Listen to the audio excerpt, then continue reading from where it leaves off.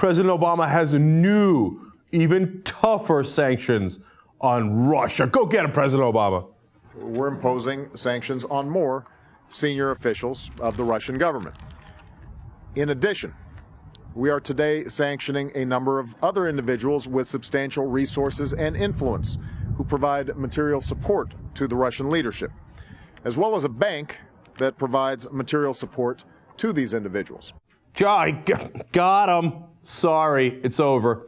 I hear Putin is withdrawing from Crimea as we speak. I mean, totally mediocre if you ask me. And by the way, on purpose. I'll explain that in a second. But President Obama says there is a different path for Russia.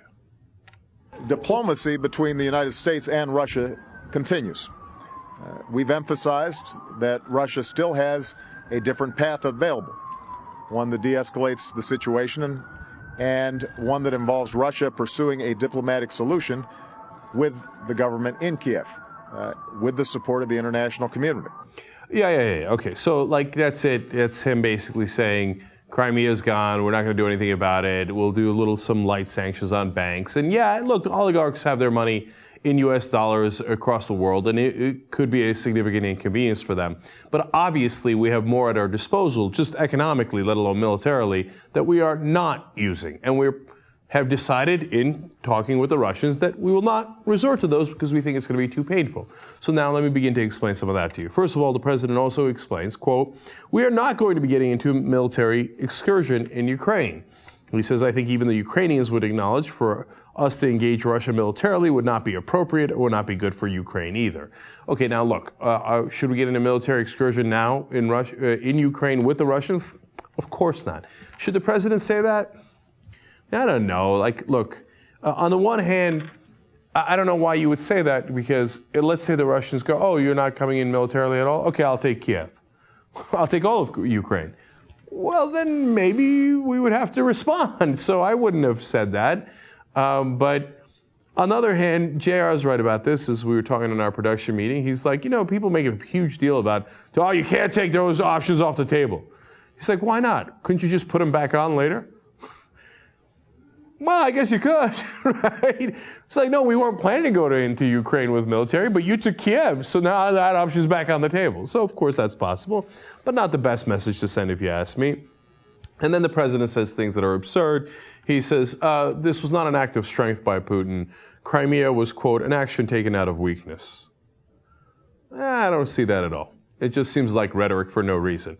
Like, I don't agree with the action, and I wish Putin hadn't done it, but I don't see how it's weak to just annex a huge chunk of someone else's country.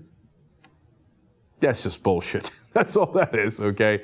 And President Obama lectures sternly and says, might doesn't make right. Except in this case, it totally did. He just took Crimea and you let him have it. So how does might not make right? I mean, if you've got a better example, I would have used it, okay? But this is not the best example of it. All right, now, he says, look, under the new executive order, further aggression by Moscow could be met by sanctions against the financial services, energy, metals and mining, defense, and engineering sectors in Russia.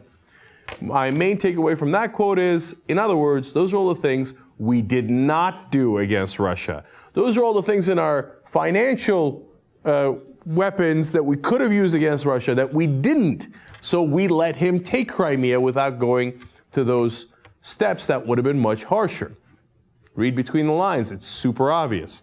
He says, and I'm sorry, this time a senior administration official says, if Russia further escalates the situation, they will be met with severe consequences. Okay, in other words, this time they were not met with severe consequences. So we let them take Crimea. Just keep it real, and maybe that was the right thing to do, and maybe we didn't have a lot of options, and I think that's all fair, but the reality is we didn't put up much of a fight. The Hill explains, the new executive order could also hurt U.S. businesses, which have been wary of tougher action against Russia. Ding, ding, ding, ding, we have a winner! That's why. You're wondering, like, why? Why wouldn't you just get tough with Russia? Why would you just let them take that? What's stopping you?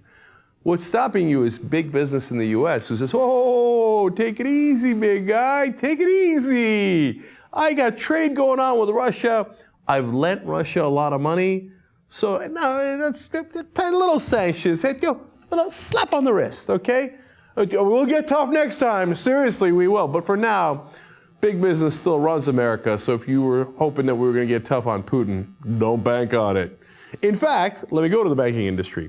Europe and Russia trade investment ties are $500 billion a year overall. Now, that's a lot of money, and that's why Europe is reluctant to be stronger against them.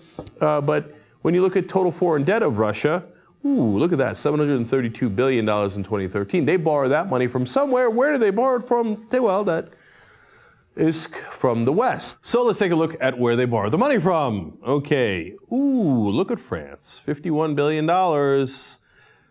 The French banks are not going to want to mess around with the Russians, because if they don't get paid on that $51 billion, that's a lot of drams. U.S. banks, which secretly run the world, $37 billion lent to the Russians, and not interested in losing that money. And the Russians basically, by saying, hey, we can take economic action against you as well, one of the things that they're threatening is saying, we won't pay you back, and then what, right? So as long as the banks run the U.S. and Europe, we're not going to get into any hostilities with Russia. By the way, Italy, you saw there, was next. And as a matter of the percentage of the loans that Italian banks have given out, they're actually at the top of the list. That's why, if you'll notice, you might hear other countries talking tough about Russia, but you will not hear France and Italy talking tough about Russia, because they've got the most to lose. I don't know if you knew this, but it turns out the world runs on money.